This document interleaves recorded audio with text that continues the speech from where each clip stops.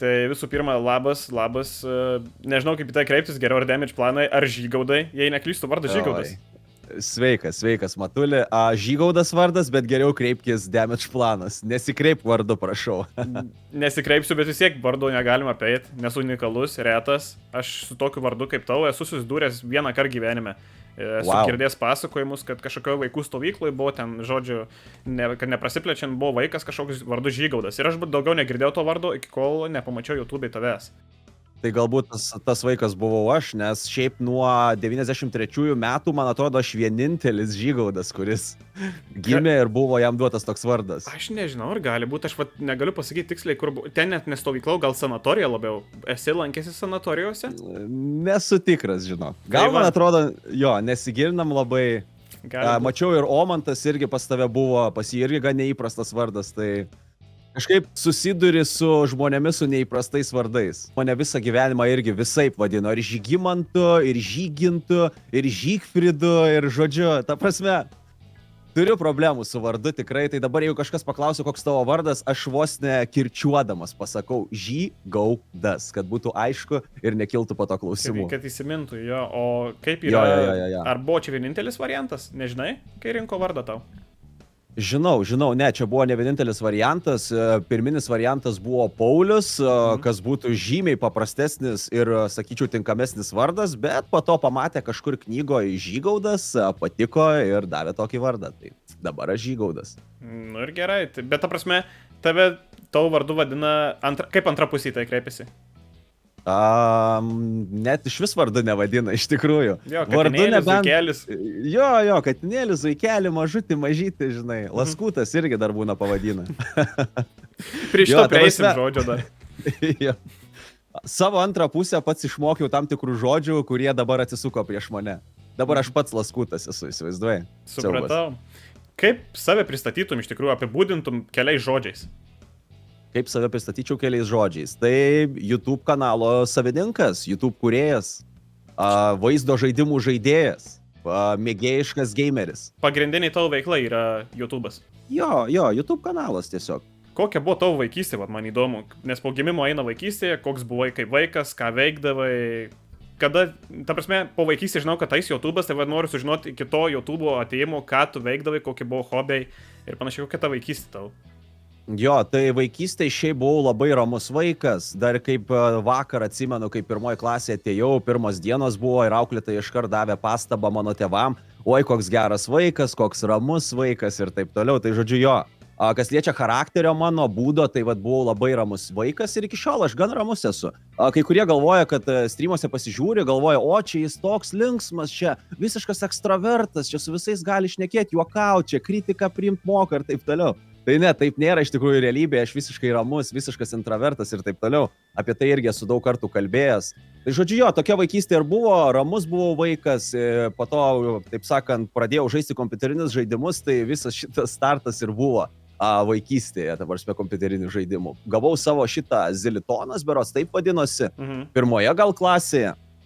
Ir bajeris tame, kad aš atsimenu, kai žaisdavau tuos žaidimus pačius pirminius vaikystėje, aš būdavo juos for fun įgarsindavau. Tiesiog įgarsindavau savo, visiškai for fun. Okay. Tai seniau pamiršau šitą faktą, bet sakyčiau, čia buvo ta pati pradžia, nuo ko tie visi, sakykim, komentavimai, žaidimų įgarsinimai ir prasidėjo. Nu kažkokie, net vaikystėje buvo gyslelė tokiam dalykui. Tai, tu man realiai atsakei vieną iš mano klausimų beveik, bet dar prieisim, jo, įgarsinimas yra unikalus tavo dalykas ir lietuviško YouTube'o tu vienintelis, kas tai daro ir daro, nu, duosiu komplimentą, bet tobulai. Man patinka labai. Ačiū, labai malonu.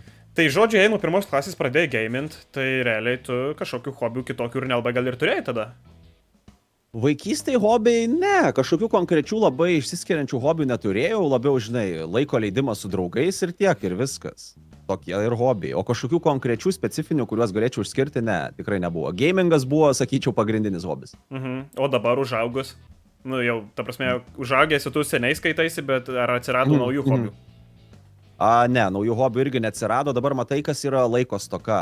Viską bandau suderinti, YouTube kanalas, kai esi suaugęs, kai turi visokių atsakomybių, rūpešių, darbų, reikalų ir taip toliau. labai yra sunku iš tikrųjų suderinti visą tą YouTube reikalą, tai, bet stengiuosi maksimaliai ir pavyksta iš tikrųjų. Tai kažkokiem papildomiem hobiam, ne, aš nei laiko, nei noro neturiu. Hobis yra YouTube'as ir dar į sporto salę užsuku beveik kasdien. Tai va tokie mano hobiai. Super, super. O tai YouTube'ą pats tvarkai savo? Neturi kažkokio papildomų rankų? Iš tikrųjų, dabar pastaruoju metu nuo 24 metų pradžios bandau aktyviau kelti vaizdo įrašus, tai taip, turiu pagalbą, kas man padeda suredaguoti vaizdo įrašus, nes, nu, tiesiog per ilgai man užtruktų ir plus neturiu tam tikrų reikalingų įgūdžių, kad viską gražiai, tvarkingai pateikti žiūrovams, kad jiems būtų maksimaliai įdomu. Ok. Galim pereiti tada prie tavo nickname'ų. Jis irgi, aš jaučiu, kad nekartą esi sakęs, iš kuris atsirado ir kaip atsirado, bet aš tiksliai neatsimenu, nors tai žiūriu ilgai, bet įdomu, kaip atsirado tas pats Damage planas, ar iki tol turėjai kažkokių kitokių nickname'ų ir kodėl vienas žodis angliškas, o kitas lietuviškas, kodėl ne žalos planas tuomet. Jo, nekartą esu pasakojęs šitą istoriją savo nickname'o atsiradimo ir ji yra labai neįdomi iš tikrųjų, tai...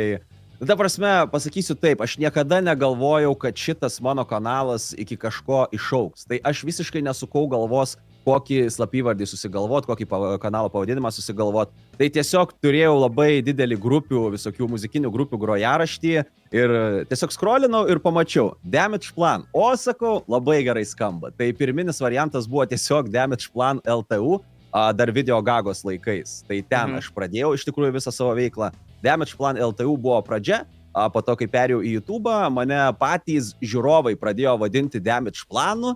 Sakau, blema, Damage Planas žymiai geriau skamba. Let's go, keičiam, Damage Planas. Ir nuo tada tapau Damage Planu. Tai istorija visiškai neįdomi, aš puikiai suprantu. Jeigu galėčiau atsukti laiką atgal ir jeigu žinočiau, iki ko nuves visas šitas kanalas, jo veikla, aš tikrai daryčiau kažkokį kitokį slapyvardį. Ok. Nu jo, tai tiesiog pavūgiai.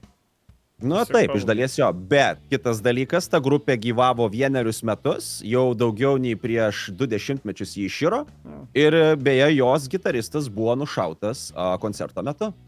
Ai, ok, čia užsienio grupė? Jo, užsienio grupė, taip. Tai kažkokių copyrightų kažkokių gauti kaip ir neįmanoma, plus Damage Planas, nu nėra Damage Plan, yra Damage Planas, kitoks ir pavadinimas. Jo, prailginau. O blogiausiu atveju mane labai daug kas vadina Damagiu tiesiog, tai galėčiau pasikeisti Damagis, jeigu kiltų kažkokių bėdų. Bet Damage Planas tinka labiau prie veido ir prie kanalo. Spėjau dėl antakių tikriausiai taip manai, ne? Žodžiu, tai esmė jo, pats užsiminė, kad į video gagą pradžioje kėlė klipus, kažkurio momentu atsirado ir streamas. Kada nusprendė padaryti patį pirmąjį savo streamą ir kodėl tu jį nusprendė padaryti? Nes vis tiek visą laiką kėlė klipus ir aš įsivaizduoju, kad kėlė klipus tai ne 1 metus. Taip, tikrai taip. Daug metų, taip. Streamas, tiksliai nepasakysiu, kada pirmasis buvo padarytas, bet galimai 2013 metais netgi. YouTube platformai. Taip, labai seniai. Ir bėda buvo ta, kad aš turėjau labai prastą kompiuterį ir aš negalėjau streaminti taip, kaip noriu. Aš visada norėjau streaminti, bet man tiesiog neleido mano kompiuterio galimybės. Tai būdavo galiu streaminti tik vieną žaidimą, labai mažai kadrų per sekundę buvo, nedaug, ta prasme, nu, sudėtinga buvo, dėl to aš ir nestreamindavau. Padarydavau ten specifinį kažkokį šventinį streamą vieną kartą į porą metų ir viskas. Tai, bet žodžiu, jo, apie 13 metus mano pirmasis streamas buvo, GTA San Andreas žaidimas buvo. Tai žodžiu, pirmą kartą streamo visoje šitoje eigoje pasirodžiau 13 panašiai metais. Tai kažkoks po to tarpas buvo, kur, nu, tu sakai, rečiau streamindavai, bet nuo kada, ar atsimeni, nuo kada pradėjau taip realiai, ne daily skaitosi, bet jau tu labai čia dažnai streamini, jo. Ta prasme, nuo kada pradėjau reguliariai streaminti, turiu omeny, tai? Jo, tai Covidas iš tikrųjų kaltas dėl viso šito mano reguliaraus streaminimo. Jeigu ne jis, klausimas ar streaminčiau iš tikrųjų. Nes aš kaip ir buvau apleidęs savo YouTube veiklą, bet kadangi atsirado daug laisvo laiko, labai mažai darbo, išsikraušiau į naują gyvenamąją vietą, nebebuvo jokių tėvų, jokių trukdžių, nieko, gyvenau vienas kurį laiką, buvo pilna laisvė man tiesiog streaminti. Tai pabandžiau, užsikabinau, labai patiko ir iki šiol važiuojam. Tai iš esmės galim dėkoti Covidui. Ta, kad turim dabar Covidas. Taip. Arba kaip tik atvirkščiai reikia nedėkoti. Čia jau ko paklausi, žinai. Nu jo, bet... Jo, tai. Nice. Tai sakai, pradėjai nuo video gagos, o tada YouTube ar atsimeni po kiek laiko maždaug koks tarpas buvo tarp video gagos ir YouTube'ės tavo pirmo, tarkim, vaizdo įrašų? Aha, aš sakyčiau, kokie 1 metai, nes YouTube perėjau 11 metais, tai tiesiog atsimenu, turėjau kompiuteryje savo vaizdo įrašų failus, kuriuos buvau įkėlęs į Videogagą ir juos visus sukėliau į YouTube ir viskas. Ir patys žmonės iš tikrųjų mane paragino, sako, bandyk eik į YouTube, čia tipo ta Videogaga, nieko gero. Ir YouTube'as dar tik tai įgavo pagreitį tada. Nebuvo nei tų lietuviškų kūrėjų daug, nieko, visiškai. Kokybės irgi nebuvo, visi keldavo random visokius vaizdo įrašus, juokučius ir taip toliau. Nu, manau, žinai, tai jo, čia labai daug pavyzdys puikus savadarbė, aš atsimenu, buvo toks kanalas. Jo, taip. Jie kokybė nebuvo prasmė, bet buvo džekesai visokie ir panašiai, jie darė nesąmonės, jo, čia tie laikai. Ir visiškos legendos, visi žiūrėdavo, dabar paklausk panašaus amžiaus, sakykime, tarp 20-30 metų, visi žinos juos. Jo, bet paklausk 16-mečio, ne. Ne, taip. Jie nebežino jau viskas, jie su kitais jau auga, jie dabar žino visokius ten Fortnite'erius. Taip, faktas. Nu jo, tai viskas turi, aišku, žinai, savo eigą eina ir viskas keičiasi. Jo, tai čia viskas normalu, suprantama, taip. O dar klausimas, ar dar turit, tarkim, savo pirmąjį vaizdo įrašą YouTube'e? Ar tu jų išprivatinės, ar, jei neklystu, Blood Money's yra dar tavo pačios seniausios serijos Hitmanų? Tai ar čia ir yra pirmi video, ar kažkas buvo prieš tai dar? Iš tikrųjų yra pats pirmas vaizdo įrašas, bet pas mane, kadangi iš Videogagos kėliau tuos vaizdo įrašus, aš juos sukėliau ne pagal eiliškumą. Tai tas pirmasis, daug kas galvoja, kad pirmasis video, tas Blood Money ir yra pirmasis. Ne, jis nėra pats pirmasis ten buvo Hitman Contract, pats pirmasis epizodas ir ten labai jaučiasi, kad ten yra pirmasis video, ten visiškai... O ar jisai yra kanale? Jisai yra kanale? Yra. Jo, yra. Ok, nes po kažkiek laiko mačiau, kad yra Contracts ir aš nežinau, ar tu tiesiog perfilmavai, nes tu, man atrodo, Hitmanus esi perėjęs, dešimtim kartų. Išilgai. Taip. Jo, aš esu netgi perfilmavęs tą savo pirmą epizodą, tiesiog for fun, 10 metų proga kanalo gimtadienio, tai jo, ten buvo pirmasis vaizdo įrašas. Tik sakau, ne pagal eiliškumą sukelta ir daugelį klaidina, nes rūšiuoja mano kanalo vaizdo įrašus pagal datą, pasižiūri seniausias ir galvoja, kad ten seniausias. Ten tiesiog įkeltas seniausiai ir tiek. Tai bet iš esmės, tai Videogagui turėjau kažkokią auditoriją, kuri tau siūlė į YouTube. Ta prasme, atsimeni, kokie skaičiai buvo? Videogagui kokie skaičiai buvo? Jo, maždaug kokią auditoriją turėjai. Tikrai nebuvo didelė. Žinok, nepasakysiu tiksliai. Aš net neįsivaizduoju, kokie būdavo skaičiai Videogagui. Ten peržiūrų prasme, tai būdavo žiauriai didelį. Aš ir esu įkėlęs Sampoje, atsimenu gerai, irgi kažkokių klipų, tai ten 1000 žiūrėdavo, bet kad komentuodavo, tai sakyčiau iki 10 žmonių. Nedaug būdavo, kad komentuoja. Tai va, pas mane kaip tik atrodo, atsimenu, kad tų komentarų nemažai buvo, bet kad peržiūros kažkokios didelės būtų, nemanau. Gal 1000 ir buvo, koks 1002. Kažkas tokio. Bet susilaukdavau daug gerų, gražių komentarų, tai motyvuodavo kurti toliau. Labai džiugu, kad motyvavo. tą turim dabar. Jo. Nu, grįžtant prie Hitmano dar. Jeigu ne Hitmano serijos, tai aš nežinau, kada būčiau iš tikrųjų tai pastebėjęs. Aš kaip dar atsimenu tą dieną, kai mano kaimynas atėjo ir sako, YouTube yra vienas, sako, bičiukas, kur žaidžia Hitmaną. Sakau, kas tas Hitmanas, aš pirmą kartą susidūriau su tuo. Sako, tipo, nu įdomus žaidimas, visą kitą, sako, įsijungiam, pažiūrėjom. Gerai, pažiūrėjau vieną, antrą, trečią klipą. Blembo, visai įdomu atrodo tas Hitmanas. Ir aš jau, mama, man reikia šito žaidimo, jau važiuojam į Maximą, nes dar tada CD-romai buvo, kompaktai. Nusipirkau, atsimenu, Hitmaną, kur visos 4 dalys iki Blood Money, pačios pirmos 4 dalys. Nusipirkau šio ten tą žaidimą, galvoju, čia žaisiu. Man Codename'as, ar kuris buvo per sunkus. Aš neatsimenu tiek, kai buvau vaikas, neatsimenu, buvo per sunkus. Tada Contracts buvo jau labai geras, o Blood Money's tai man buvo iš vis ten tobuliausias, nes ten visas misijas mintinai žinodavau ir daug žaisdavau. Tai jeigu net tie vaizdų įrašai, net nežinau, kada būčiau pastebėjęs, bet nuo to meiliai tau kanalui man augo ir aš tau nemeluoju, tu man esi šiek tiek ir įkvėpimas ir autoritetas šito klausimu, kodėl aš norėjau pradėti irgi savo streaminimo, YouTube'inimo karjerą. Aš dar anksčiau norėjau pradėti, nei prieš metus, aš dar tik metų YouTube esu, bet ta prasme įkvėpė visi tavo tie vaizdų įrašai, buvo juokinga ir buvo žiauriai unikalu, tai va tą noriu padėkoti. Nėra už ką, labai malonu. Aš nelabai moku priimti komplimentus, bet, taip sakant, širdutėje labai malonu. Va tokius būtent dalykus išgirsti žmonių. Ir tai žiauriai įkvėpia ir motyvuoja iš tikrųjų. Labai smagu, labai super. Kartais žmonės net nežino, kad kažkoks komentaro pozityvaus parašymas kokią motyvaciją gali suteikti. Gali visą dieną realiai pagerinti. Jo, aš ir šitą momentą suprantu ir jausmą žinau, nes jo, tie komentarai, kur parašau, geras video. Nu, tai jie gerai, bet jie tau nieko nekeičia. Ar tarkim parašau first. Taip. Laba. Taip. čia labiau vaikų yra pomėgis tokius komentarus rašyti, arba, žinai, tokį dalyką, pavyzdžiui, 30 minučių vaizdo įrašas, tu jį įkeli ir po 1 minutės tau komentuoja nuostabus vaizdo įrašas, puikiai susižiūrėjo, žinai, ką tu meluoji, nei tu žiūrėjai, nei ką. Net neįmanoma fiziškai spėti peržiūrėti jo, tai ką ten primeluosi. Taip, svarbu parašyti komentarą. Tai, žinai, tai tie adekvatūs, argumentuoti komentarai, va čia yra visiška motyvacija ir, nežinau, labai skatina kur toliau, taip sakant. Labai dėl to smagu. Bet pas tavo auditorija kaip, jinai yra platesnė, ta prasme, nėra, kad, aš kiek žiūriu, aš streamuose dažnai apsilankau, beveik kiekvieną streamą ateinu pažiūrėti, nebūtinai komentuoju kažką, bet tiesiog dėl fono, ar aš kažką dirbu su kompiuteriu, žinai, per kitą ekraną eina tau streamas tiesiog. Tai įdomu, ar pas tavo, ar tu jau iššifravęs kokia tavo auditorija, ar jinai jau vyresnė, ar ir dar ir vaikų, ar miksuota tokia, ar kaip?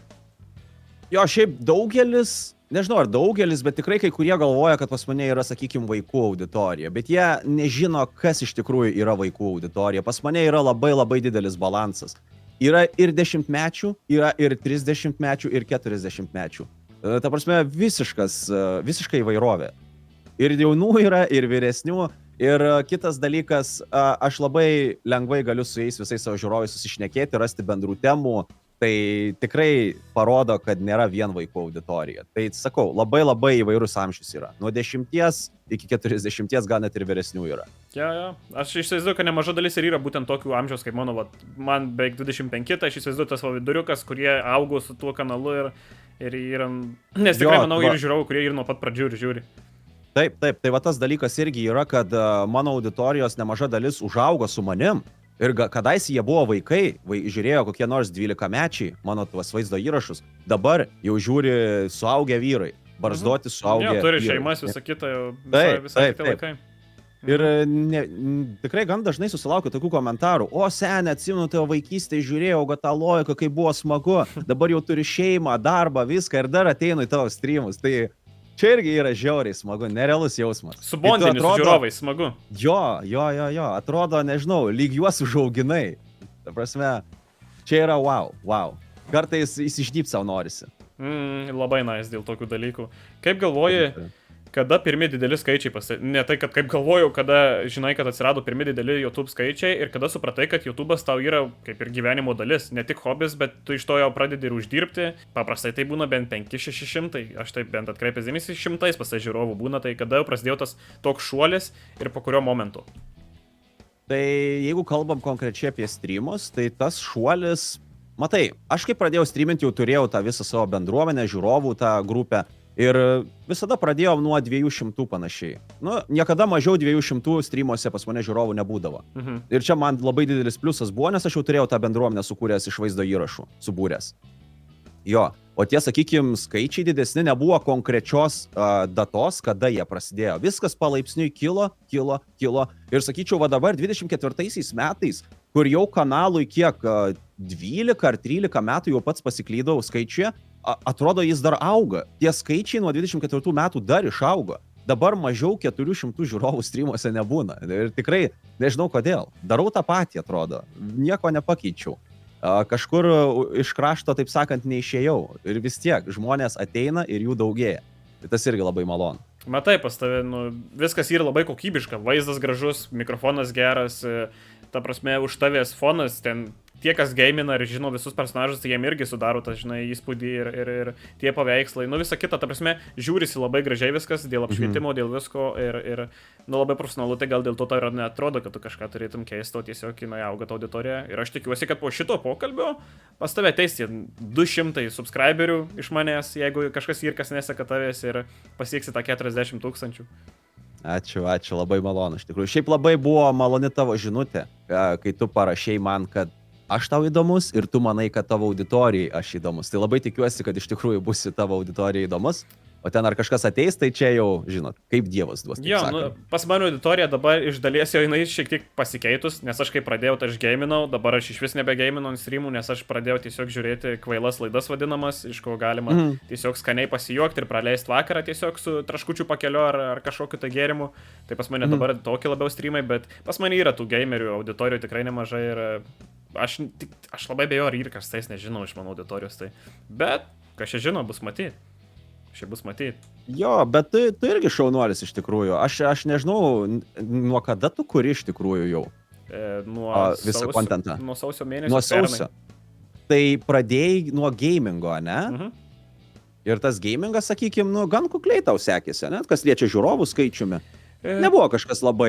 Pirmus 2 mėnesius kokius, tai buvo labai prastai, o tada jau šiek tiek atsirado, gal dėl to, kad aš su Benjum pradėjau daugiau daryti kontentų kartu, tai gal tas davė, iš jo auditorijos atėjo kažkiek, tas aišku, nu, čia aš dėkingas jam dėl to, kad jo, manau, kad tas davė pušo, žinai, bet šiaip taip nebuvo, kad labai ten daug tų žiūrovų būtų, kad žiūrėtų, kad gaminu. Bet va, kai būtent su Davidu perėjot prie tų laidų, tai wow, ta prasme visiškai išsprogo jūsų kanalai. Jo, ką kanalas įsprogo, tai čia yra kosmosas. Davido tai aš net nekalbu, jo. Davidas irgi su gamingu kažką bandė, aš būdavo ir streamus užeinu, pasižiūriu. Irgi gan kuklu buvo, nesu, kad kažkas ten blogai ir taip toliau, viskas ten ok buvo, bet gan kuklus žiūrovų skaičius, bet kai prasidėjo šitos laidos, wow, tai prasme kanalas... Skaičiai ir realiai kosminiai.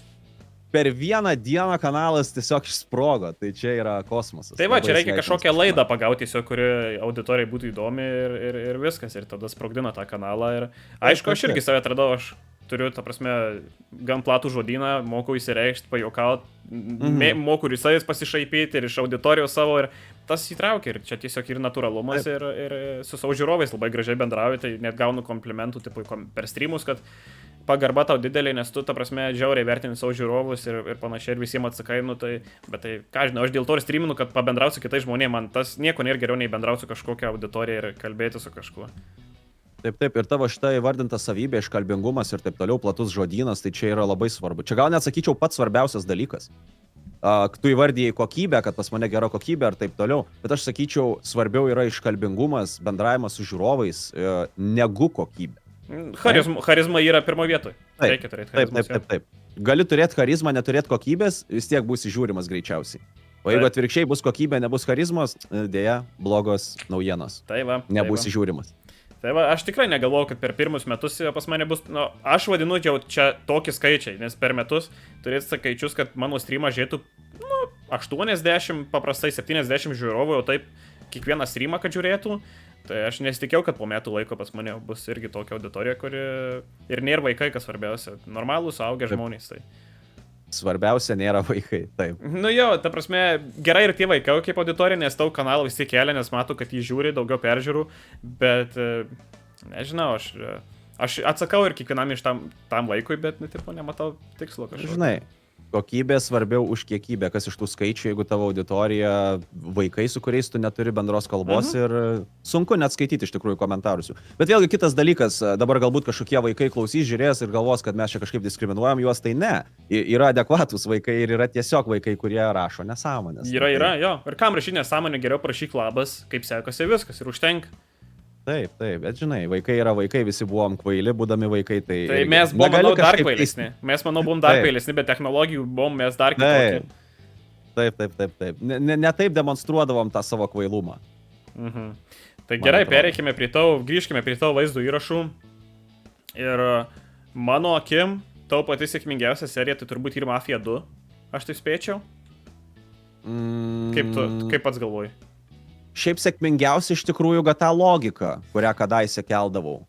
Bet čia nėra serijos, čia nėra istorija. Jo, čia tokie random, sakykim. Jo, jeigu kalbant apie story games ir panašiai, nu galbūt. Mafia 2? Ar Postal 2? Ne, aš manau Mafia 2. Jo, tu teisus. Mafia 2 jo, nes vien tai vis, blemba, aš atsimenu, aš esu ne kartą sužiūrėjęs serijas, bet jau labai seniai, nes tas visas įgarsinimas, vytukas... Ir panašiai. Ten yra tiesiog, man čia yra nostalgijos dalykas asmeniškai, tai tie, kas iš žiūrovų dar žiūrite ir nesupranta, apie ką kalbu, tai paliksiu šiaip nuorodą į pirmą epizodą, ar ten visus rasit iš eilės, nes, nu, ten iš tikrųjų dar ir dabar mane prajuokintų nuoširdžiai taip žiūrint, tiesiog žiūrit per tokius rožinius sakinius, žiūrit, kai čilinat kažką veikia, tai tikrai susižiūrėtų tos serijos, nes ten buvo įgarsinti, realiai visi, man atrodo, dialogai, absoliučiai visi dialogai garsinti, visi pokalbiai, praeiviai, gatvėse, kažkas praeina, tu įgarsini, ką atsako, ta prasme, žiauriai juokinga žiūrėti, tai bet tu užsiminei, kad pats pradėjai garsinti veikėjus jau kai žaisdavai vienas, tipo, nedarydamas jokio kontento, tai tu, ta prasme, anglų kalbą jau išmanėjai, būdamas vos ne pirmojo klasėje, taip gerai? Ne, aš neversdavau, aš tiesiog for fun kažką susigalvodavau. Ai, tu tiesiog nemiršaus, ne? Jo. Ir kalbu apie tuos zilitoninius žaidimus, žinai, tuos paprastus, kur ten jokio story nėra, jokių ten dialogų irgi nėra, ateini kažką ten pagauni, boss fightas, dar kas. Tai tu esi tas bičas, kuris su savimi mintyse pasišneka. Jo, aš ir dabar dar mėgstu pasišnekėti. Aš net mintise. A, ne? Aš manau, šiaip daug kas šneka su savim. Jo, aš ir net nemintise būna atsisėdu. Tai gerai, tai ką čia reikia šiandien dar pavalgyti, kažkokį savo mintyse, ne tai, kad mintyse jau garsiai savo planą pasisakai, bet jeigu būna šalia draugiai, tai ne, tada mintyse savo sakai, nes atrodys biškai crazy. Taip, tai būtent, matai, kai esi vienas, turi visišką laisvę daryti, ką nori, nu tai ir kalbėsi su savim. Taip, ir įgarsindavai. Jo, o dabar aš, ta prasme, labiausiai, jeigu šneku su savim, tai mėgstu kritikuoti save. Pavyzdžiui, kažkas nesiseka, kažką blogai padarau, tai labai mėgstu garsiai išreikšti savo kritiką, žinai. Nu, nėra blogas dalykas, maldėts. Gal, nežinau, geras ar blogas, bet jo, yra tokia savybė. Tai va, tu turi tokį kaip ir plataus spektro balsą. Man įdomu, ar niekada negalvojai garsinti kokio animacinio personažo, ar nebuvai gavęs kokio pasiūlymo dėl to ir panašiai? Ne, žinau, aišku, norėčiau, bet negavau pasiūlymo, neįsivaizduoju, jeigu kažkur reikėtų kreiptis, tai kur reikėtų kreiptis, jeigu norėčiau. Plus vėlgi, kad turi kažkokį balsą, ar to užtenka. Nežinau. Šiaip iš esmės jo, tiesiog būna atrankos, tas atrankas jo gan sunku praeiti yra, bet jeigu šiek tiek žemesnio tembro balsas ar moka tas balsas laviruot, nu tarkim, va tavo balsas tu gali net ne vieną personažą kažkokį garsint, vis tiek pasikeičia kažkiek tonacija, tai manau, kad daugiau šansų turi nei, tarkim, paprastas bičas kaip aš, pažiūrėk, yra puikių pavyzdžių. Šeimos bičą realiai sukūrė setas tiesiog su savo balsu visą. Arba Simpsoną ir pastatyti vos ne ant vieno balso. Bent lietuviškas įgarsinimas beveik tikrai, kad visas ant vieno balso pastatytas. Tai, taip. Tai aš nežinau, ar neplanuoji dar ne per vėlu tikrai, ar... Ne, nėra, kad tokių planų turiu, bet šiaip norėčiau iš tikrųjų, nes pats įgarsinimas kaip veikla tai atrodo labai įdomiai. Bet vėlgi, man iš šono taip atrodo, galbūt nuėjęs į patį įgarsinimą pamatyčiau, kad nėra taip lengva ir nėra taip smagu. Nu, bet tai, nepabandęs nesužinosi. Pabandyti, taip, pabandyti tikrai verta ir tikrai norėčiau. Faktas. Būtų. Šiaip būtų nice išgirsti tokį, žinai, pažįstamą balsą. Aš jau turiu pažįstamų, kas įgarsina kažkokius personažus, tai būna iš pradžių ne kur toks, taip pažįstamas tas balsas, taip girdėtas, bet girdisi, kad vis tiek bišį pakeista, nes turi tvarkingai, ta prasme, kalbamąją kalbą kalbėti ir panašiai. Tai dar tas, yra kažkoks tai iššūkis, nežinau, bet tu pakankamai, aš nežinau, aš Utenoje esu buvęs, bet jūs ten visi kalbat taip pat. Ne, labai tarmė jaučiasi. Gali pakeisti šiek tiek savo tarmę? Galiu, bet man jau reikia dabar stengtis ją pakeisti. Aš ant tiek atpratau streamų ir vaizdo įrašų dėka nekalbėti aukštaitiškai, kad man reikia, galiu, pavyzdžiui, inkorvis nueit, padabot televizorių, pamelš karvioti, peniokų patampyti. Čia buvo tiesiog random žodžiai, ne? Nebuvo čia sakinys. Taip, man sunku. Karvę pamelšti ir panašiai. Jo, bet ta prasme, aukštaitiška tarmė, tokia ji yra. Ir aš atpratau jau ją šnekėti. Yra, jo, dabar jau priminėjai man jo. Yra žodžių, kuriuo aš turbūt ir nesuprantu, bet tas pats ir su kiekviena tarme. Kaip tau tarmės aplamai skamba? Nes aš net nesistengiu pakeisti, mano tarmė patinka ir jinai yra taisyklingiausia, tipo lietuvių kalboje, tai nežinau, kiek čia tiesos. Bet tavo tarmė gerai skamba, ta prasme turi to savito žavesio. Nors iš tikrųjų, kaip klausi, kokia mano nuomonė apie tarmes, tai jos visos turi savito žavesio. Tai... Nežinau, tais laikais aš gėdijausi savo tarmės, kai pradėjau kurti vaizdo įrašus. Ir stengiausi kiek įmanoma kalbėti taisyklingiau. Ir, pavyzdžiui, pačiuose pirmose vaizdo įrašuose dar galima išgirsti, kai išlenda tam tikras žodis netyčia, tarmiškas ir taip toliau. Ir, aš tiesiog kompleksuodavau, gėdydavausi savo tarmės ir aš ją stengiausi kažkur nustumti į šoną. Ir viskas. O dabar jau tiesiog, taip gaunas, aš jau pripratau taip šnekėti ir viskas. Ok. Tai dabar klausimas yra toksai įdomus tuo, kad tu turi ne vieną kažkokį išgalvotą žodį. Jau minėjai laskutas pokalbio pradžioj. Tai man įdomu, kaip atsirado žodis laskutas, smėlinukas ir dar begaliai visokių žodžių. Ta prasme, ar čia žiūrovai tai pavadino kažką, ar tiesiog tu taip kūrybiškai nusprendė vadinti tam tikras žiūrovų dalis? Jo, tai laskutas iš visų pirma net nėra išgalvotas žodis, jis egzistuoja. Laskutas yra toks žmogus, kaip skuduras, taip pasakykim, toks plevėsas, žinai? jeigu reikėtų apibūdinti žmogų. Tai laskutas va toks va yra žodis. O smėlinukas irgi, nu, ne iš manęs, jis kilo, toks yra buvęs, kadaise garsus, nežinau, vaizdo įrašų kūrėjų, gal reikėtų jį įvardinti DJ Alex Bit, nežinau, ar žinai tokį. Jo, bet jis gal labiau DJ-jus tiesiog, nei video įrašų kūrėjas. Jo, labiau DJ-jus, ar sėkmingas ar ne, ar talentingas ar ne, čia jau, taip sakant, skonio reikalas, bet jo, jis vadindavo labai dažnai smėlinukais, ten savo tuos heiterius, tai pavadinkim. Ir kažkaip užsikabinau aš ant tų smėlinukų ir streamuose taip ir būna, kad tu kažkokį žodį pavartoji vieną kartą, tada žiūri jau antrą kartą pavartoji ir tau atsiranda įprotis tą žodį pastoviai kartoti. Ir pas mane vis karts nuo karto atsiranda vis naujų kažkokių žodžių, kurių iki šiol nebuvau vartojęs. Ir realybėje aš, pavyzdžiui, niekada nevartoju žodžio smėlinukas arba laskutas, nebent juokais. O yra dar kažkokių daugiau žodžių? Ar tik šitie du? Žinau, kažkokių išskirtinių gal ir nebėra. Jo, bet matai, kas pas mane yra, aš tengiuosi būti šeimai draugiškas, nesikeikti labai riebiai, labai rusiškais keiksmažodžiais. Tai aš būna prigalvoju visokių lietuviškų, įdomių, galbūt juokingų, galbūt kažkokių gėdingų ir taip toliau. Jo, ir taip ir gaunasi. Tai, bet kaip kada pas tai būna ir keiksmažodžiai? Ta prasme, seniau gal labiau savęs tramdydavai tam, bet dabar natūraliau. Ta prasme, nėra čia blogo dalyko, man atrodo. Jo, bet aš ta prasme turiu omeny, kad tų pačių riebiausių, žinai, visokių blet, nahui, va tokių va žodžių, aš stengiuosi niekada nevartoti. Pas mane yra kažkoks įsijungęs kaip ir blokas. Kad aš jų, cenzūra. Aš tiesiog, kad ir kaip reidžinu, aš kažkaip susivaldau savį ir kažką kito pasakau, kas nėra antiek riebus žodis. Bet vėlgi jo, kaip sakai, keiktis nėra kažkas blogai, jeigu tau tokia emocija, jeigu tu nori išreikšti tą emociją kažkokiu žodžiu. Ir išreiškia ir viskas, natūralumas, taip sakant. Taip. Gerai, bet tai sakai, nėra daugiau žodžių, yra vienas žodis, jis nėra išgalvotas, bet tu savo vyresnę auditoriją visiškai absoliučiai visus vadini dėdim. Visiškai absoliučiai visus. Kaip šitas atsirado ir jau čia tau tikrai įprotis, jau net nemastai atsakydamas. Taip, būtent. Ir kaip jis atsirado šitas žodis? Jo, čia yra visiškas įprotis, aš jau, ta prasme, net nejaučiu, kaip aš jį pasakau. O kaip jis atsirado, žinok, neįsivaizduoju, tikrai. Neatsirado kažkokia mada vadinti draugus savo dėdėm. Kažkaip užsikabinau ant to žodžio. Galbūt kažkas pradėjo vartoti, aš išgirdau ir pats nejučiomis pradėjau jį dažniau vartoti. Vėlgi nebuvo kažkoks specifinis laiko tarpas ar kažkoks įvykis, kuris, sakau, nuo čia pradėsiu visus vadinti dėdėm. Ne, tiesiog kažkaip natūraliai gavosi. Tai gal tavai žiūrovų kažkas pavadino dėdę ir taip ėjo ir žinai. Galbūt, jo.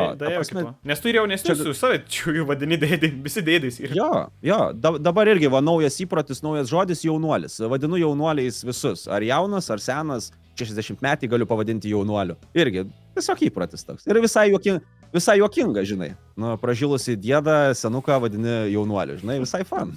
Ir jam pačiam ant širdelės maloniau, oi, čia mane kaip, žinai. Jo, čia toks kaip komplimentas. Taip. O mane, pavyzdžiui, žiūrovai dabar labai pripratę senoliu vadinti irgi. Tai čia tik dėl to, kad, žinai, žiūrovam yra tas dalykas, kuriem patinka, kai kažką tai streameris biškai perdeda, vaidina kažkokią tai momentą, kur, tarkim, kad tu ten raidžini, ar ten, kad low IQ, dar kažką tu žinai, ant ko gali žaist. Ir dėl to jie taip visai vadina, nes nori pamatyti tą tipo išreikštą emociją. Čia toks labiau žaidimas, bet jis fainas.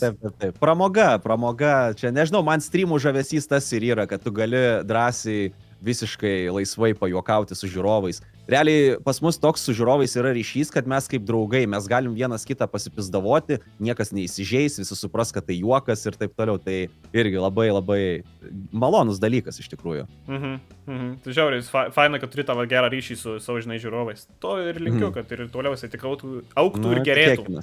Tikėkimės, kad augs ir gerės ir neis žemyn. Buvo gal, ne, aš neatsimenu tokio momento, bet vis tiek paklausiu, ar buvo kažkokia pauzė, kai nustojai daryti kažką YouTube? Jo, buvo tų pauzių tikrai. Iki streaminimo labiau tos pauzės buvo. Ir kokia ilgiausia? Vėlgi, tiksliai nepasakysiu, gal net ir metai, kažkuriais metais visiškai nieko nebuvau įkėlęs, ar 17, man atrodo 17 metais absoliučiai nieko nebuvau įkėlęs į YouTube'ą. Tai ar buvo kažkoks gyvenimo sunkesnis etapas, ar vadinamai perdegė? Vat įdomu, ar esi perdegęs kada ir YouTube'inimo metu, žinai, ir mąstęs apie metimą, ir kaip radai motyvacijos grįžti, nemest ir daryti iki dabar viską? Nepavadinčiau to perdegimu, bet tiesiog motyvacijos stoka. Tiesiog buvo atsibodę. Atsibodę buvo žaidimai, kažkaip nebejaučiau malonumo juos žaisti. Tai žinai, kai tu nejauti šiaip savo žaisti malonumo, tai kaip tu gali jausti malonumą dar ir filmuoti, kažką komentuoti ir taip toliau. Buvau praradęs tą žaidimų žavesį, žinai, džiaugsmą. Ir padariau metų pertrauką, po to vis po truputėlį sugrįžinėdavau. Būdavo po pertraukos įkeli vaizdo įrašą, pamatai, kaip žiūrovai džiaugiasi, ta prasme, komentarų lietus, peržiūrų lietus, visi džiaugiasi. Ir tokį dopaminą labai stiprų gaudavai ir tai paskatindavo toliau kurti.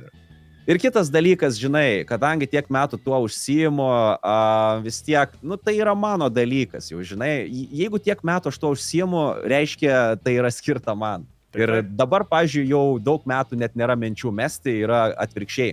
Toks kaip azartas dabar yra, kuo ilgiau užsiimti šitą veiklą, kiek tik tai leis ten sveikata, nežinau, aplinkybės. Ta prasme, jeigu, pavyzdžiui, pasiekčiau 60-metį ir vis dar kurčiau vaizdo įrašus ar streaminčiau, čia ta prasme, wow, aš... Gineso rekordas čia būtų jaučiu. Nežinau, bet čia toks būtų man pasiekimas gyvenime. Aš anūkam pasakočiau apie tai. Ok. Sakai, kad jauti malonumą dabar žaisdamas žaidimus, tuos, ką streamini, bet ar visiškai visada jauti malonumą dabar žaisdamas bet ką? Nes, ta prasme, gan dažnai pas tai dabar kartojasi žaidimai. Ta prasme, būna grįžta Hitmanas, būna dar kažkas, aišku, dabar vabiškai naujosnių įsimetį, Bullies, mačiau ten visi išprotė dėl to Bullio, tada Heavy Rain, aš pats vakar atsisėdau savo ramėjo po transliacijos, buvau vienu momentu užsukęs paklaust tavęs dėl šito pokalbio, bet pats peržiūrėjau vakar savo ramėjo, atsisukęs, pasižiūrėjau viską, tai aš Heavy Rain atsimenu, žiūrėjau, kai jis buvo išleistas gal 2010-2011, senas žaidimas, tai tada aš kai buvau jaunesnis, aš nesupratau, ką aš žiūriu, o dabar aš žiūriu kaip serialą kažkokį, tai dabar man žymiai įdomiau žiūrėti. Ir ar, sakau, ar jauti, tai grįžtam prie to, ar jauti dar vis malonumą, kad ir bet ką žaidi, ar kaip? Matai, kaip yra, aš nežaidžiu bet ko, tame ir esmė, aš visada labai atsirenku, kad man patiktų ir kad streame tiktų, nes ne visi žaidimai streamuose tinka, žinai. Yra labai gerų žaidimų, kurių streamuose negali žaisti, nes tiesiog bus neįdomu, jie ten per ilgi, per lėti, jokio veiksmo nėra, jokios kažkokios intrigos, kažkokio kabliuko. Jo, tai aš labai atsirenku, ką žaisti, bet būna taip, kad tu nenumatysi. Atrodo, žaidimas iš pažiūros geras, tu jį įsijungi ir streamo metu pamatai, kad visiškai neįdomu, kur tiesiog turi save versi. Tai yra tokių atvejų buvę, kur aš per prievartą tą žaidimą pažaidžiau, vieną kartą pabandžiau ir viskas, ir po to prie jo negrįžau. Bet stengiuosi visada būti nuoširdus ir jeigu man nepatinka, žiūrovai dažniausiai tikrai mato, kad man nepatinka. Aš parodau, pasakau ir taip toliau. Paimi ir išjungi ir viskas. Ir pasibaigė. Jo, bet vis tiek aš dažniausiai streamuose, prieš streamus, ta prasme, labai ruošiuosi, aš visus garsus susitikrinu, aš pasižiūriu, ar žaidimas geras, visa kita. Ir labai būna apmaudu, kai tu susiplanavęs turi visą transliaciją ir, pavyzdžiui, pyst ir nepaeina. Ir žaidimas pasirodo žiauriai neįdomus. Ir tu turi keist planus, turi ieškoti, ką kito pažaisti ar kažką paveikti. Taip toliau. Labai nemėgstu tokių dalykų iš tikrųjų. Jo, matau, kad tau irgi, kaip ir man, nepatinka, jeigu eina kažkas ne pagal planą, kaip suplanavai ir viskas. Jo. Aš labai mėgstu turėti planą ir jo siekti vykdyti jį ir viskas. Nes damage planas, dėl to ir turi būti planas. Būtent, taip. Labai gera sąsaja. Tai dabar man įdomu, tau bus be galo sunku įsirinkti 100%, nes tu pražaidęs 100 žaidimų, 1000 galbūt. Top 3 visų laikų geriausi žaidimai. Tik 3. Tik 3. GTA San Andreas be konkurencijos. Numeris 1. Resident Evil 4 originalas. Ir trečias žaidimas... matai, Hitmanai, sakykim. Blema, gal Hitmanai netgi pirmą vietą iš tikrųjų. Va čia va ir yra klausimas. Bet tu negali įvardyti Hitmanų. Tu turi įvardyti vieną Hitmanų dalį. Va čia yra pati sunkiausia dalis, blemba. Ir iš tikrųjų top 3 yra žiauriai mažai. Aš norėčiau iki top 5 bent jau praplėst. Jo, ta prasme tikrai būtų GTA San Andreasas, Resident Evil 4 ir... Blemba, bet tada Splinter Cell irgi labai patinka. Splinter Cell, Hitman... tarp šitų, bet tikrai sunku, tu neklydai. Aš žinau, sakau, bus sunku, nes tikrai yra tų serijų nemažai padaryta. Aš įsivaizduoju, net, kad į top 10 pas tai ir Mafija papultų su postalu įmanoma. Jo, faktas, 100%. Tai kaip suprantu, sakai, pirma vieta yra San Andreasas, antra Resident Evil, o trečia Hitmanas arba Splinter Cellas, ar ne tokia eiga jie susidėlioja pas tave? Jo, aš visgi dabar geriau pagalvojęs Hitmaną dėčiau į pirmąją vietą, San Andreasą į antrąją ir tada Splinter Cellas, sakykime, su Resident Evil 4 dalintųsi. Top 3. Vis tiek jis blecha padalino per pusę. Jo. Bet aš dalinu Splinter Cell'o visą seriją. Dar Mafiją įdėčiau. The Last of Us irgi įdėčiau pirmąją dalį. O Jezus, čia dėčiau, žinok. Jo, ta prasme labai sunku išsirinkti, matai, ir kad ir tie hitmanai, ta visa serija labai gera ir čia yra kosmosas viską paskirstyti į topą. Nu, man asmeniškai pirmo vieto irgi hitmanas yra. A ne? Mhm. Iš visų žaidimų. Jo, iš visko, ką esu žaidęs, man Hitmano serija pati mėgstamiausia yra. Absolutionas gal labiausiai nuvylęs buvo iš visų. Jo.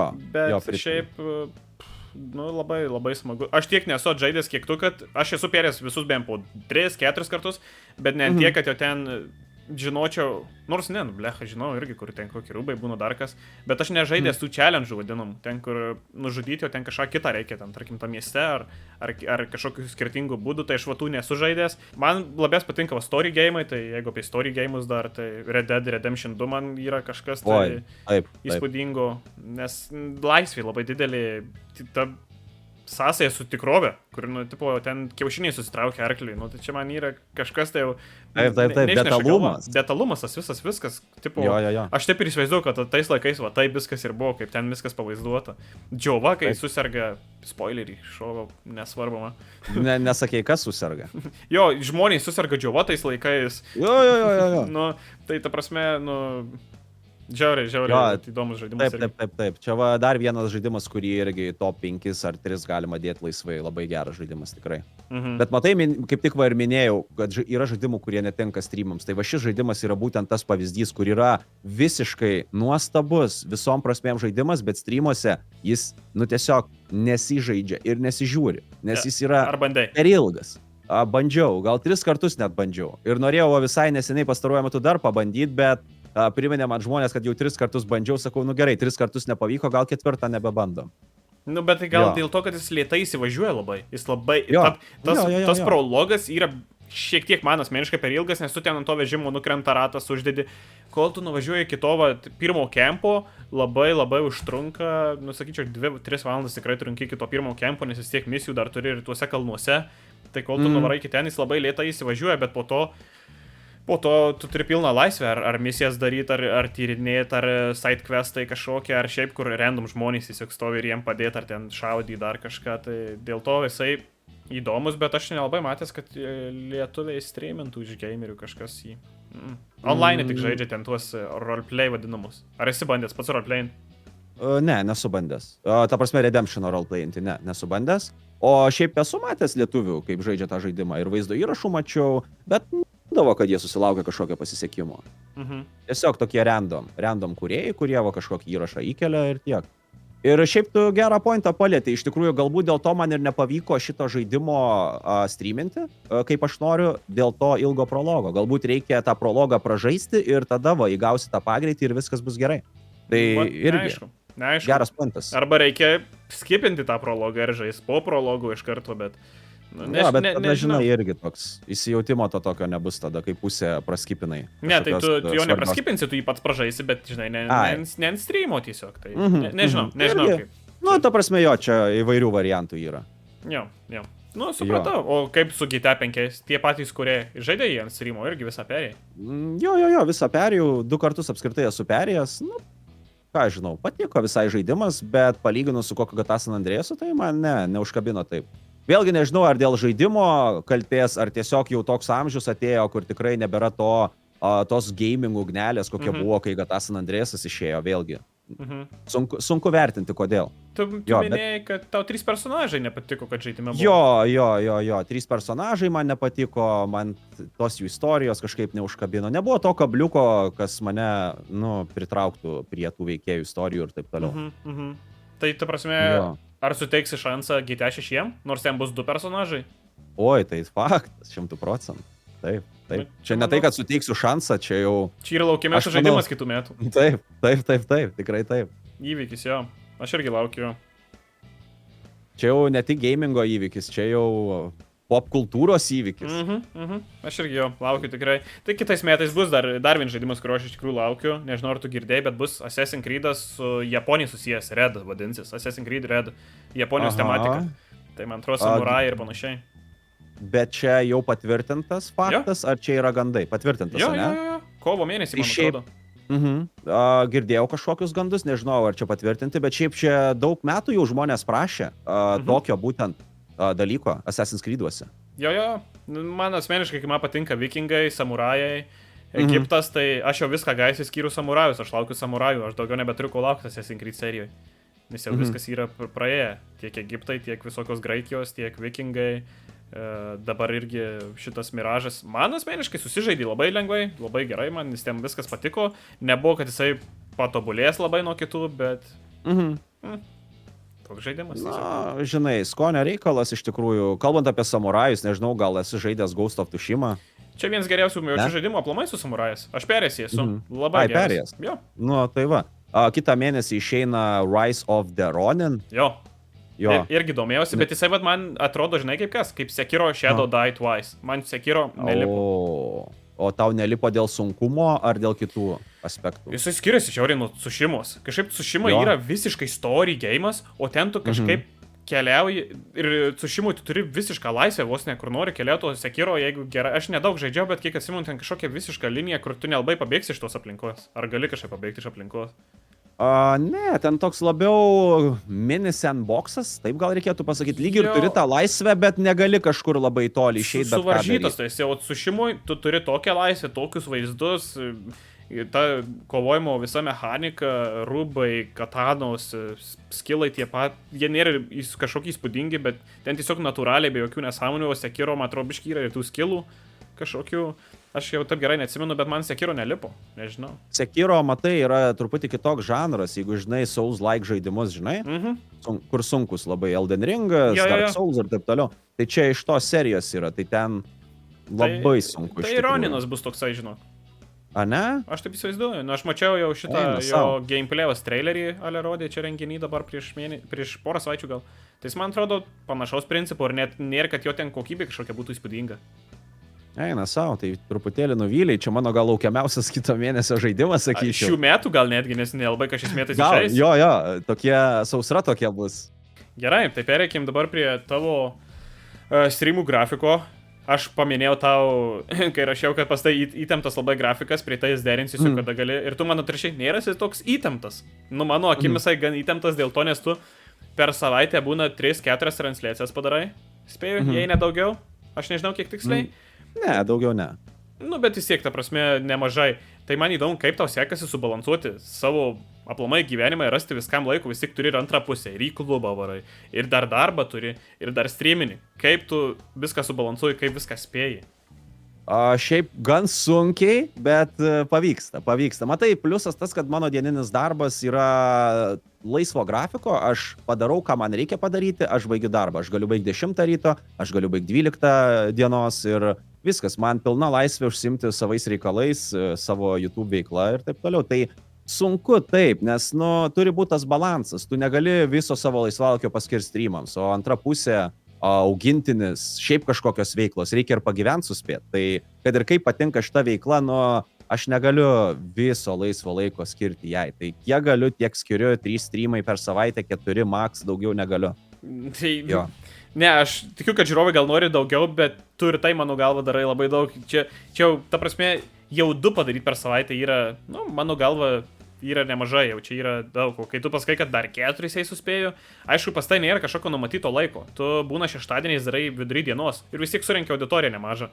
Nežinau kaip tai sugebėti yra, nes dažniausiai vakarais visi žiūri, bet sugebėti dienos metu turi tokią auditoriją, tai čia yra stipru irgi.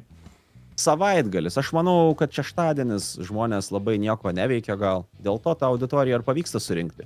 Kokį trečiadienį pabandyk dieną surinkti tokius skaičius, nemanau, ar pavyks. Labai abejoju. Darbo dienom sunkiau dėl to, nes mokyklos, darbai, kažkokį savaitgalį kitaip biški. Jo, savaitgalį taip. Ir man pačiam geriau, aš būnu pilnas jėgų, aš nepavargęs nuo darbų, nes šeštadieniais jų neturiu. Galiu max visą save atiduoti streamuose.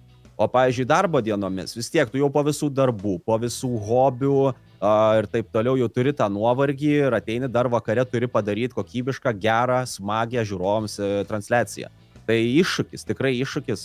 Po transliacijų aš jaučiuosi, išsiurbtas, išgręžtas. Tai va tą ir norėjau sakyti, ta prasme, žiūrovai to nesupranta, jie prašo, kad ilgiau pabūtum, dar pabūtum ir tu vis tiek mes kažkiek kaip streaminam, apsimetam, kad mes, dar, tipo, jeigu žaidėjime, stengiamės neparodyti to nuovargio, bet kartais jau tiesiog nebepajėgi ir matosi, kaip žmogui biški nuotaika, dingsta, tai reikia suprasti, kad reikia viską stabdyti, nes iš tikrųjų aš kai pradėjau, aš negalvojau, kad streaminimas lygus, galima sakyti, tiesiog fiziniam darbui. Aš nežinau, nors tu čia sėdi, bet gal tu psichologiškai nuo bendravimo pavargsti, ar kas yra, ar nuo kompo ekrano pavargsti. Man įdomu, ar tu nuo to nepavargsti šito dalyko.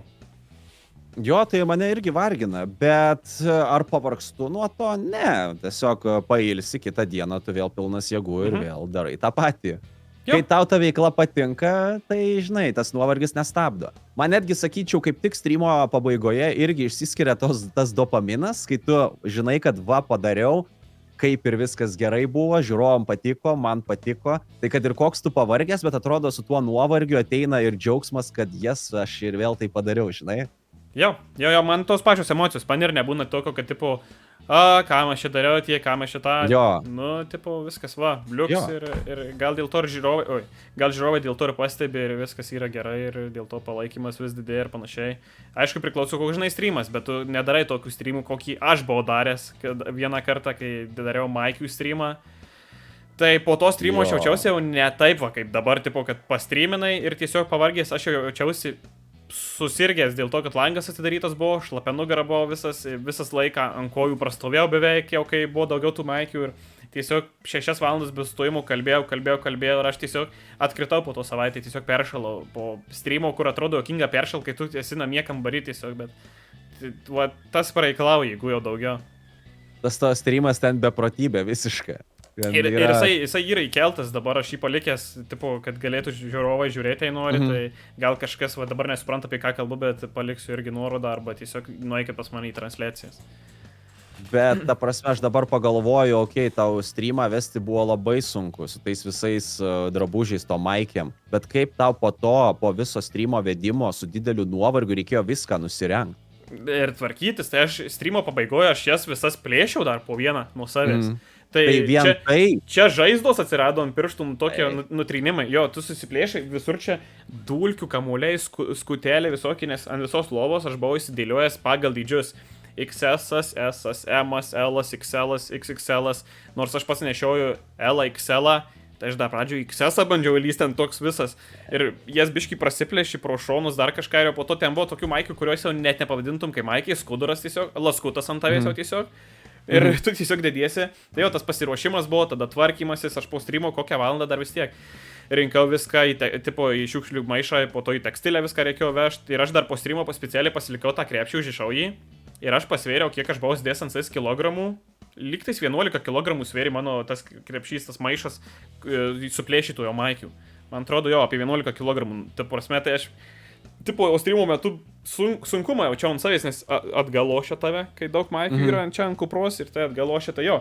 Reikia tas susitvarkymas biškai užtruko, nes tiek viską įsisirbliuot reikėjo, dar prasiplaut, stalas, tai čia iš dulkių, sakau, tos Maikės vien dulkės sukauptos, nes aš tų Maikių asmeniškai nepirkau nei vienos, aš tiesiog nuvažiavau pas senelius ir ant aukšto, nenaudojimų rūbų labai daug buvo ir aš tiesiog pasėmiau, nes jos jau tiesiog stovi ant metų, kvapas ne ir pats maloniausias, bet streamui, kontentui paduoti, jisai buvo, unikali idėja buvo, Lietuvai nemanau, kad kažkas tą daro. Ne, neteko, man atrodo, matyti. Ta prasme, jo, unikali idėja ir labai labai beprotiška idėja. Ko nepadarysi dėl kontento? Tai va, bet daugiau sakiau, ir aš džiaugiuosi, kad aš dariau būtent tada, nes jei aš dabar daryčiau su savo turimą auditoriją, nes aš tada turėjau iki 1000 subscriberių, dar yra virš 4000, jei aš dabar daryčiau, tai aš turbūt... Dar blogiau būtų.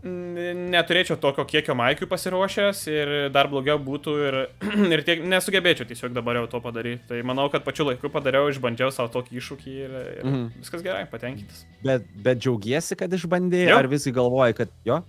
Man patiko. Negalvoju nei sekundėje, kad čia buvo durna idėja, čia tiesiog buvo išbandymas ir nebuvo toks durnas iššūkis, dėl kurio būtų gėda. Čia buvo tiesiog toks pažaidimas, galima sakyti. Taip. Žinai, taip reikia ir žiūrėti šitą visą iššūkį. Taip, tai va. Apie iššūkį. For fun dalykas ir tiek. Jo. O tai žiūrėk, kalbant apie tuos iššūkius, ar tu planuoji, kada daryti 24 valandų streamą? Čia irgi iššūkis. Jo, tai taip. Aš esu daręs iš tikrųjų, 2 kartus esu daręs. Nežinau, ar tai žinai. Ne, aš niekada nesusidūriau ir įdomu, ar jie yra palikti, ar ne. Yra. Vieną kartą bandžiau daryti ir nepavyko. Paryčiais kokią 5 ryto aš jau, man tiesiog per sunku pasidarė. Labai blogus žaidimus pasirinkau, jie buvo man neįdomus, aš ten jau sukandęs dantis sėdėjau ir nusprendžiau visgi baigti. O antrą kartą, kai dariau, jau viskas pavyko pilnai. Viską gražiai susiplanavau, tai jo, 2 kartus esu daręs, 1 kartą nepavyko, kitą kartą pavyko. Ir dabar planas, kai surinksiu 40 000 prenumeratorių, padaryti dar vieną. Ir jau nemažai metų praėjo iš tikrųjų po paskutinio karto. Tai nežinau, ar pavyks iš tikrųjų. O ar turi planą? Ar planuosi tik tada, kai jau pasieksi? Jo, kai pasieksiu, planuosiu. Dabar jokių planų dar konkrečių neturi, nes tas pasiekimas gali užtrukti. Aš irgi tipo planuoju kažkada ateityje daryti, gal kai 10 000 bus, o dabar planuoju už 2 savaičių daryti bent 12 pasibandymų, 12 valandų streamą, nes vis tiek ir kas veikti ir pas mane turinys nėra žaidimai. Tai kadangi aš negaminu, tiesiog kalbu, tai aš žinau, kad gerklė bus mirus, tai aš įsivaizduoju, kad 24 valandų, kai darysiu streamą, tai tikrai kažką pagaiminsiu, nes žaidimai tikrai padeda tau neužmigti ir ilgiau pratęsti streamą patį. Ir nepastebi, kaip laikas praeina, kai žaidimas žaidė. Jeigu ypač įtraukia žaidimas. Ir kitas dalykas, matai, kad ir 12 valandų jau tu turi iš anksto nusiteikti, kad kažkaip reikia taupyti tą energiją. Tu negali, kaip įprastai, visada max visą savo energiją atiduoti, kad ir kalbėjimo. Reikia jau nusiteikti, kad tu ilgai sėdėsi, reikia atitinkamai tą energiją paskirstyti. Tai pas mane toks irgi yra mąstymas, toks planas visada būna, ar 12, ar 24, kad tu turi jau truputėlį viską daryti ramiau ir tos energijos atiduoti mažiau negu įprastai per tas 3, 4, 5 valandas. Jo. O ar atsimeni, kai darai 24 valandų streamą, kelintą valandą pradėjai? Tai pradėjau irgi anksti, kokią 7 ar 8 ryto iš tikrųjų. Jo. Tai tada protingai, aš galvoju, gal žinai, tu padarai taip, kad atsikėlė ir dienos vakare tik tais pradėjai, tai čia gaunasi ne 24 valandos, o čia yra... Jo, čia klaida. Tai aš specialiai ryte, pilnas jėgų, atsėdžiu visą dieną, atsėdžiu visą naktį. Naktis, aišku, būna sunkiausia, bet atsėdi, padarai ir viskas. Bet man įdomu, 7 ryto, kai pradėjai, tai buvo kažkokios auditorijos tokią valandą, ar sėdėjai porą valandų vienas? Ne. Žmonės iš anksto informuoti, tai kai kurie netgi kėlėsi anksčiau, kad tik tai ateitų į pradžią. Tai va, ant tiek yra auditorija.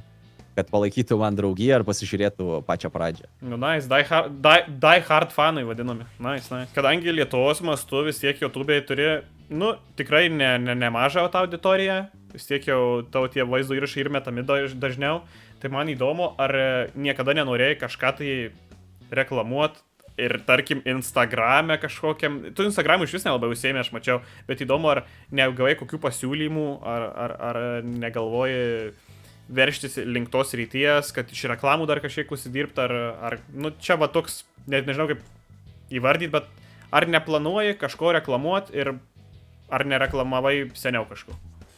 Tai aš ir dabar pareklamuoju, turiu 2 rėmėjus, bet jie susiję irgi su gamingu, tai aš visada atsirenku, kad ta prasme mano auditorijai būtų aktualu ir man būtų aktualu. Nenoriu reklamuoti kažko, kas visiškai nesusijęs su gamingu, nes kadangi gamingo kanalas, aš noriu, kad tos reklamos, jeigu ten jos ir yra, tai jos būtų aktualios mums visiems gaming bendruomeniai. Tai jo, turiu 2 rėmėjus ir streamų metu, transliacijų metu aš juos pareklamuoju, tokias integracijas padarau. Bet ta prasme, tu juos pamini, ar jie tiesiog kažkur fone? Ir fone yra ir paminiu, jo, transliacijos pradžioje paminiu, pagal susitarimą. Jo, o jeigu kalbė apie platesnį reklamavimą Instagram'e ar ten kažkur kitur, tai ne, tokių planų neturiu. Ir nelabai norėčiau iš tikrųjų. Man tas visas storių kėlimas tai būtų priverstinis dalykas, kur aš veršiau save tai daryti, kad tipo va, kažką veiki ir aš turiu dabar būtinai parodyti kitiem, ką aš veikiu, kažką turiu pasakyti ir žodžiu, nereikia man to gyvenime, man užtenka jau YouTube'o ir aš noriu visą savo dėmesį būtent sutelkti YouTube'ui. Ne, jo, čia toks jau labiau, šitas gaunasi jau influenceris, kai jau tai Instagram'e visą kitą. Jo. Bet, žinai, tu sakai gamingo, tik tais nori dalykus kažkokius reklamuoti, bet tarkim, jeigu kažkoks tai maisto produktas. Maisto produktas, vėlgi žiūrint, koks tas maisto produktas. Snacksai kažkokie, tarkim. Snacksai? Jo, tai irgi galima priskirti prie gamingo. Gaminį, nori sneksų. Irgi, jo, tokį dalyką tikrai taip pasirašyčiau. Nu, bet, pavyzdžiui, sakykime, kažkada esu gavęs pasiūlymą pareklamuoti siurblį, padaryti vaizdo įrašą apie siurblį. Nu, ir pagalvojau, gerai, taip, aš gausiu nemokamai siurblį, o kaip smagu, visa kita. Robotas siurblys beje buvo ir gan brangus iš tikrųjų. Bet kaip tai atrodys mano kanale, ką apie mane galvos žiūrovai? Nu, čia nežinau. Labai įsiskiriantis dalykas bus jo. Tarp visų vaizdo įrašų kažkur siurblys mėtosi tiesiog. Taip, nu, nežinau, man tai yra nepagarba, atrodo, žiūrovams, nu, toks selautinimas, žinai, aš, nu, nenorėčiau tokių dalykų daryti. Tai aš tokių dalykų atsisakau. Bet šiaip tikrai iš tikrųjų labai pasikeitė visas šitas požiūris į YouTube kanalus. Seniau jokių reklamų pasiūlymų nebūdavo, dabar būna parašo įmonės kažkokiam, atrodo, nedideliam gaming kanalui ir siūlo reklamuoti jų produktus. Tai čia irgi gan keistas dalykas, atrodo, visiškai pasikeitė ta visa rinka, palyginus kaip būdavo seniau. Tai irgi, wow. Ta prasme, 11 metais, kai pradėjau, koks buvo YouTube'as ir koks jis yra dabar, tai atrodo sunku patikėti. O tai ir atsimeni, kada pirmą gavai pasiūlymą reklamuoti kažką ir sutikai? Pirmą pasiūlymą, kada gavau... Vėlgi, čia bus streamų pradžioje. Kai pradėjau streaminti reguliariai, kokie gal metai praėjo ar kažkiek, ir tada gavau pirmą pasiūlymą. Jo. Ir reiškia, kažkas tiesiog pamatė, kad auditorija, žinai, pas tai yra, pastoji žiūri šimtai žmonių, tai protinga mintis buvo. Jo, įmonės reklamų užsakovai, jie į tai ir žiūri, į skaičius. Ir viskas. Pamato, kad auditorija yra, jie iš karto susidomi ir galvoja, jų produktas irgi visai nieko būtų parodyti šitai auditorijai. Taip. Stebėjau, kad labai, net tiek, kad retai, bet vienetai renginių yra, kuriuose esu tai matęs. Čia gal pernai vasarą buvo kažkokiam renginiui ar dar kažką, bet aš nematau tais tokiuose renginiuose kaip Komikonas, Gameonas. Gameonas, man atrodo, nėra didesnio renginio, kas susijęs su gamingu, tai nematau tokiuose renginiuose tavęs ir man įdomu, kodėl, ar tu tingi važiuoti, ar negauni pasiūlymų, ar tau neįdomu tai atrodo. Kame čia yra reikalas? Tai iš tikrųjų Gameonuose aš esu buvęs, pačiame pirmajame esu buvęs. Antrąjį praleidau, tada trečiajame esu buvęs.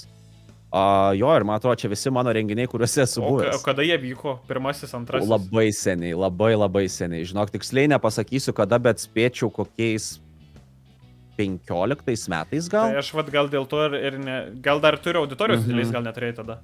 Ne, neturėjau dar tikrai, neatsimenu.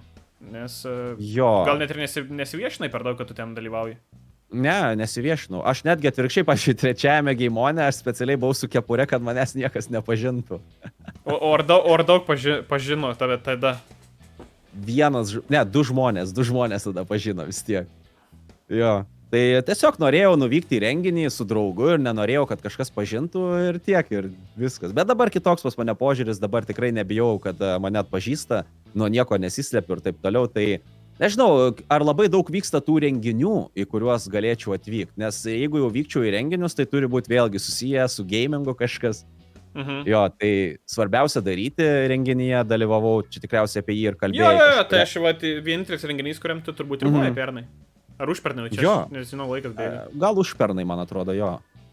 Jo, ten sudalyvavau ir šiaip jo, tu teisus, viskas, daugiau niekur. Tai va ir įdomu, ar nelabai daugiau kažkas dabar siūlo, ar tiesiog net nėra renginių, į kuriuos norėtum, nes vis tiek bus dabar kažkoks irgi kitą ar dar kitą mėnesį bus LAN party, kažkoks irgi renginys, jis, man atrodo, kiekvienais metais vyksta, kur ten tiesiog kažkaip susirenka visi streameriai, gameriai, dar kažką, ir jie ten streamina visą savaitgalį sėdėdami. Kažkoks ir toks renginys, nežinau, ar esi girdėjęs. Esu girdėjęs, jo.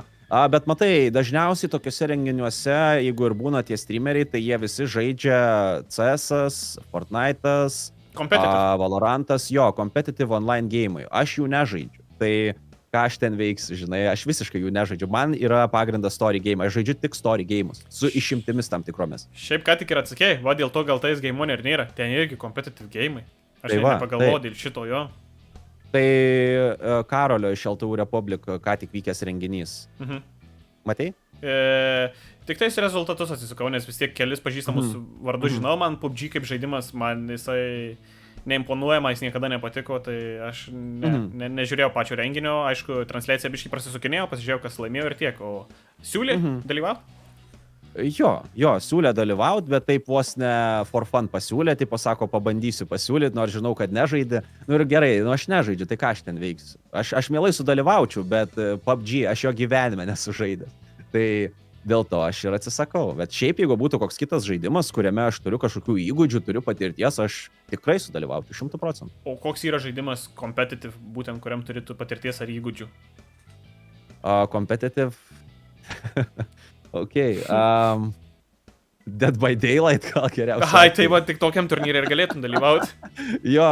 Ir tai užimčiau tikrai ne prizinę vietą. Tai va, tai žinai, čia šiaip iš esmės galėjai tą PUBG ir pabandyti. Tiek, kad ten laiko daug, kad realiai sekmadienį visą būtum praradęs.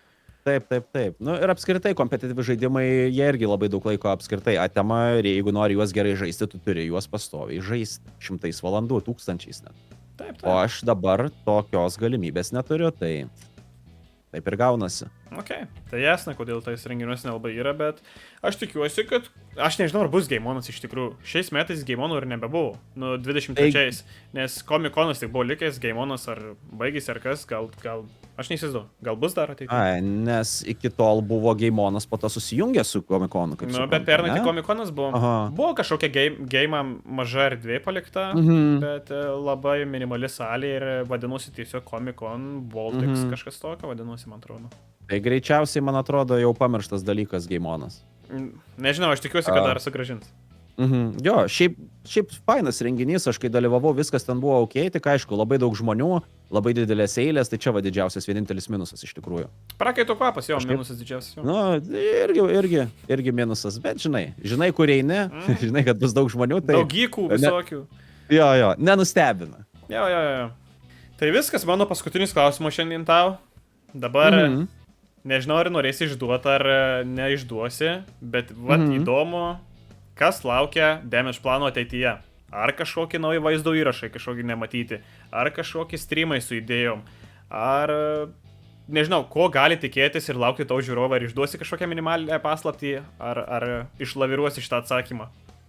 Ok, 24 metais dabar tiesiog planuoju kelti reguliariai vaizdo įrašus. Kažkokiu naujų formatu, nedaryti to paties, ką darom transliacijų metu, dabar mes tiesiog žaisti žaidimus, o kažką įdomesnio, kažką kitokio, tai va tą bandysiu šiais metais daryti ir pasižiūrėsim. Gal tai padės kanalui greičiau išaugti, pasiekti naują auditoriją, galbūt paliesti ne tik gamingo auditoriją, o kažkur plačiau, nu, matysim, žodžiu, toks va planas dabar yra. O šiaip daugiau ateityje, dar kol kas nieko labai neplanuoju, tai kol kas toks planas yra. Kas yra reguliariai pagal tai vaizdo įrašai? Kartą į savaitę. Nu tai čia tada sveikintina. Jeigu pavyks, tai tada auditorija tiesiog tau džiaugsis. Norėčiau. Vienas vaizdo įrašas ir, sakykime, 3-4 transliacijos per savaitę. Tai beveik visą savaitę užimta kontentą būtų. Nu, šiaip viskas. Plojimai tau. Ačiū, kad sutikai sudalyvaut, nepasikuklinai, atvažiavai į savo ofisą netgi, ne pas mane, bet į savo ofisą pašnekėti. Žiauriai sunku buvo, tiek pastangų įdėjau. Skyriai tam laiko, tai tikrai dėl to esu dėkingas ir paskutinis dalykas, ko noriu paprašyti, tai kažkokį palinkėjimą tiek savo žiūrovam, tiek mano žiūrovam ir tiek. Palinkėjimas tiek savo žiūrovams, tiek mano žiūrovams. Taip, bičiuliai, išlikite tokie pat nuostabus, kokie esate dabar. Niekada nepasiduokite, never give up, never surrender. Subscribinkit Matulį, subscribinkit mane, palaikykite mus, palaikykite kaip kūrėjus ir žiūrėkite vaizdo įrašus. Čia buvo Damage planas. Ačiū už kvietimą.